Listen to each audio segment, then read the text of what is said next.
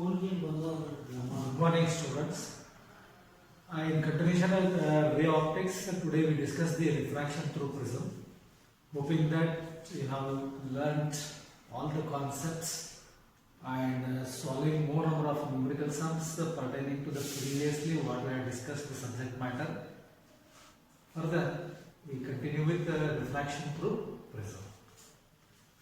Prism is a transparent material bounded by two triangular surfaces and three rectangular surfaces. So here ABC is a triangular surface, DEF is a triangular surface. Transparent medium bounded by two triangular surfaces and three rectangular surfaces is called as a prism. The important terms associated with the refraction through prism are here ABC, DEF, XYZ. These are the sections of the prism perpendicular to the refracting edge.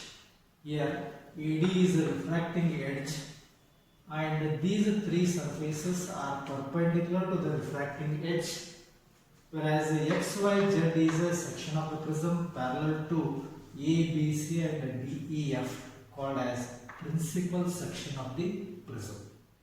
So here I have written ABC, DEF, XYZ are the principal sections of the prism. Further, among these three rectangular surfaces, the two ADEB and ADFC are the two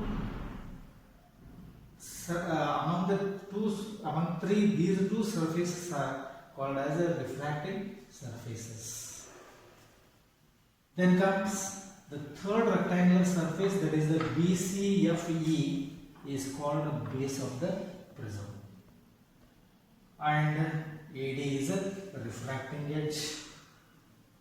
The angle between the two refracting surfaces ABEB, ADEB, ADFC, this particular angle is called angle of the prism. Angle of the prism. So let us consider a ray of light, say PQ, incident obliquely on the principal section of the prism ABC at a point Q. Then we consider a normal through the point of incidence. The angle between the incident ray and the normal is the angle of incidence I. Light traversing from a air medium to say glass medium, after refraction light bends towards the normal. So here after refraction the light bends towards the normal, and after refraction the light traverses along the QR. The refracted light ray incidents on the interface AC separating air and glass, thereby the light once again undergo refraction, and this time the light bends away from the normal and travels along the RS. So here PQ is incident ray, QR is a refracted ray, RS is emergent ray. Angle of refraction, let me take it as R1, and here angle of incidence, let me take it as R2, whereas angle of emergence, let it be. If a prism would have not been in the path of light, light would have travelled straight according to rectilinear propagation of light. Then the angle between the incident ray and the emergent ray, so this particular angle is called angle of a deviation, denoted by D. So let me write here PQ is a incident ray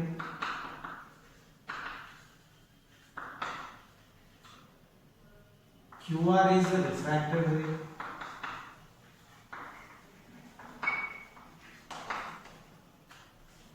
and RS is emergent ray.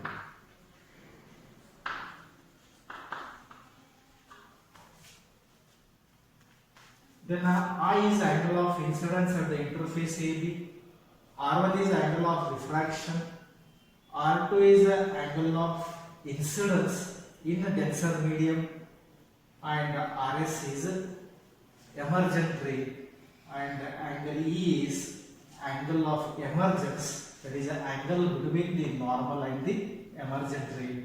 Lastly, the angle of deviation. Angle of deviation is the angle between the incident ray and emergent. In continuation, refraction through prism. Instead of actual diagram, we go by the ray diagram. Here A, B, C is a principal section of the prism. Let the prism be made of material glass of refractive index N2, surrounded by an air medium of refractive index N1. Let a ray of light PQ be incident obliquely on the interface AB. Q be the point of incidence. We consider normal to the point of incidence. I be the angle of incidence. Since light traversing from air to glass, rarer to denser medium, after refraction the light bends towards the normal. Then after refraction the light traverses along QR.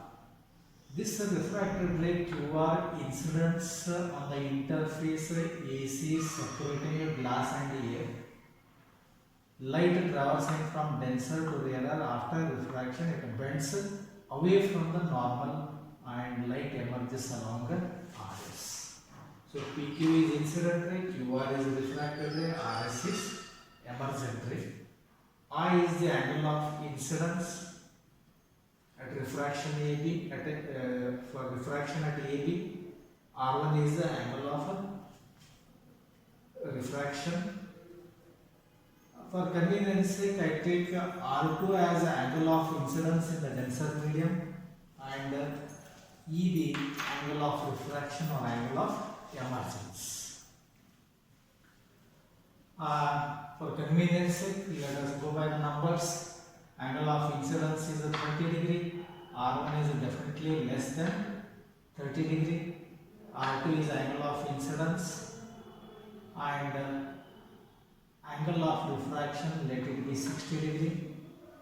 In the absence of this prism, in the path of light, light would have travelled straight according to rectilinear propagation of light. The angle between the incident ray and the emergent ray is called angle of deviation. So here, because of these two refraction, light bends through some angle at the AB interface and it bends further, it bends at an interface AC. The total bending is 50 degrees. Then from a cyclic quadrilateral, AQNR,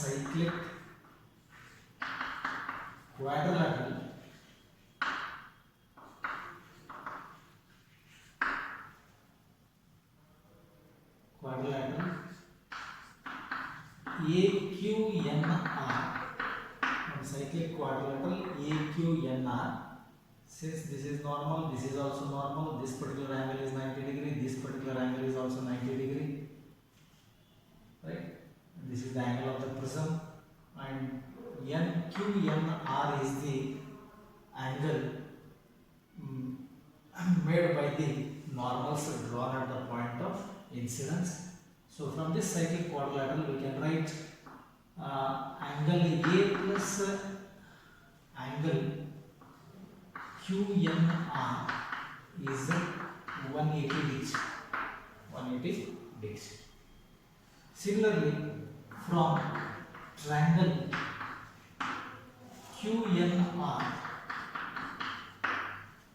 let's call QNR. The sum total of all the angles of a triangle is 180 degree. That is R1 plus R2 plus angle QNR is 180 degree.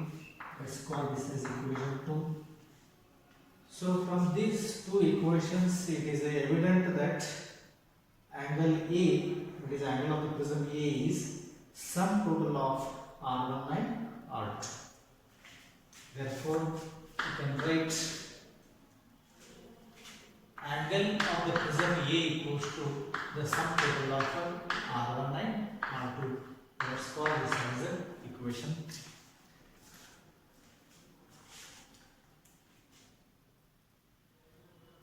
Extrapolating this emergent ray backward, it intersects the incident ray at a point, say M.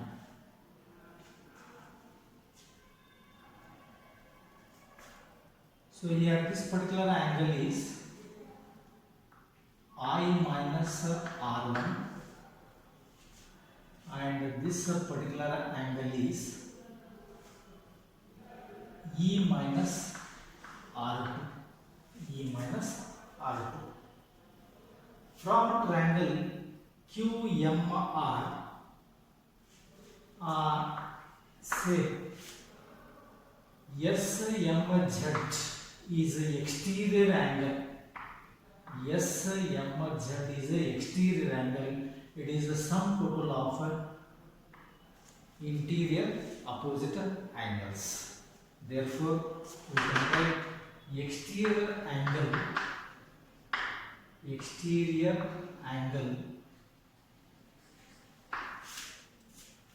that is exterior angle is angle of deviation itself. It is the sum total of the interior opposite angles, that is I minus R1 plus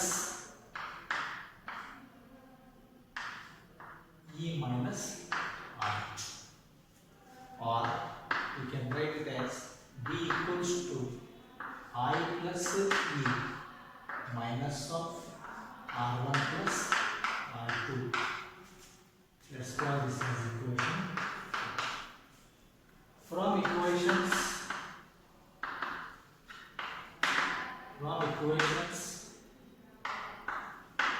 3 and 4, we get exterior angle, that is angle of deviation, D equals to I plus E minus E. Let's call this as equation.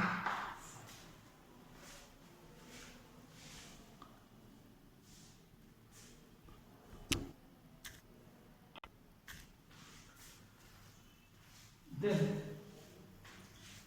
this particular angle of incidence can be gradually increased, say 30, 35, 40, 45, 50, 55, 60. As we go on increasing gradually the angle of incidence I, corresponding angles R1, R2, E and D also do change. So for 30 degree angle of incidence, the angle of deviation is a 50 degree. As angle of incidence is gradually increased, we plot a graph of angle of incidence versus angle of deviation. So gradually increasing the angle of incidence, the angle of deviation D goes on decreasing. So when angle of incidence is 30 degree, angle of deviation is 50. When angle of incidence I is made 35, the angle of deviation D decreases, becomes say 45.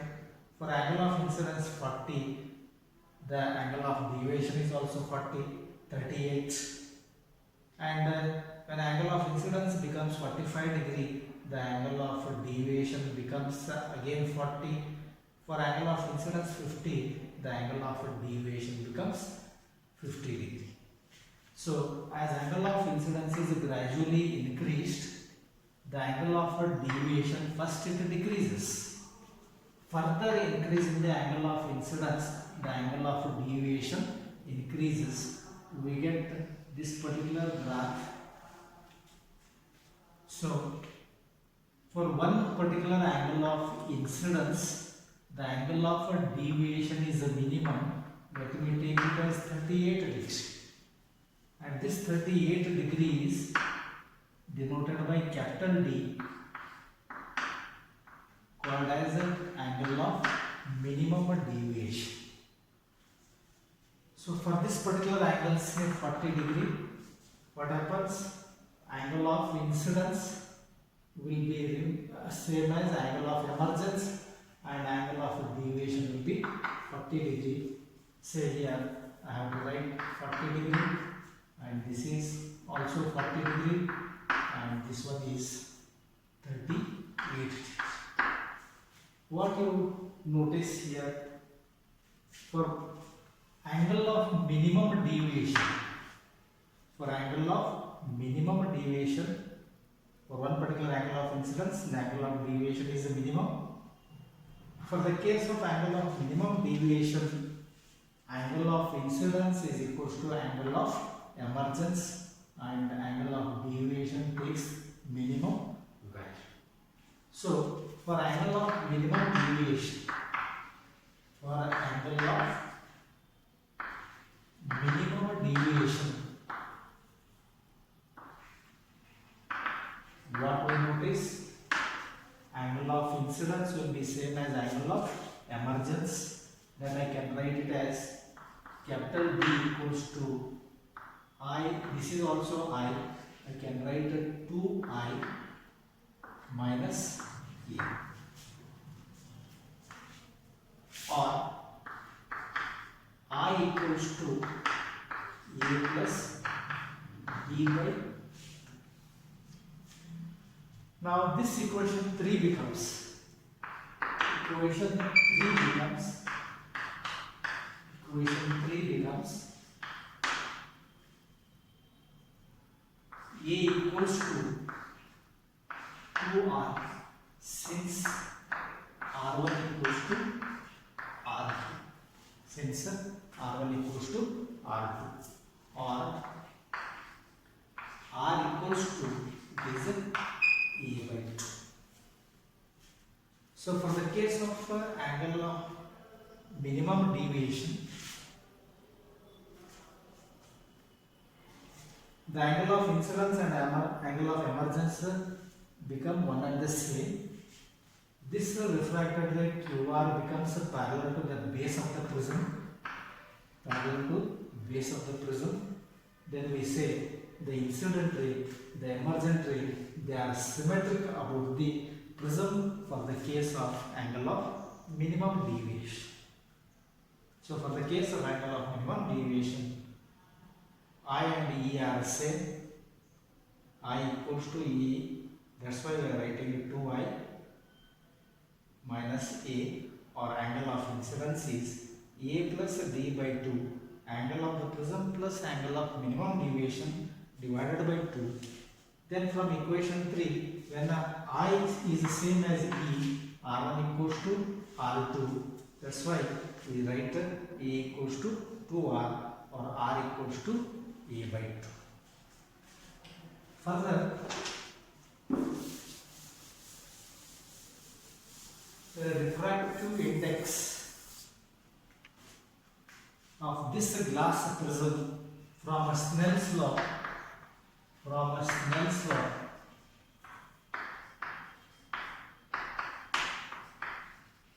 we have N1 sin I equals to N2 sin R.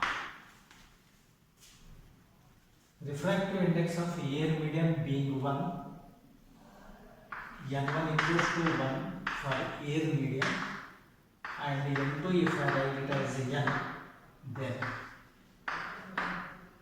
N equals to sin I by sin R. Thereby I can write the refractive index refractive index n equals to sin I by sin r. Substituting for I and r, I is a plus b by 2 sin of a plus b by 2 divided by sin r. I can write it as a sin a by 2.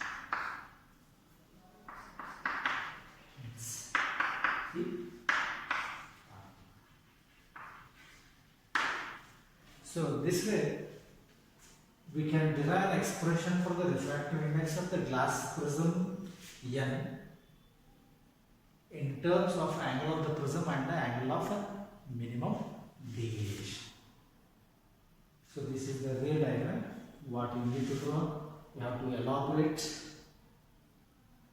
the figure. After that you have to take the aid of geometry and you have to arrive at the final expression for refractive index of the glass prism in terms of angle of the prism and angle of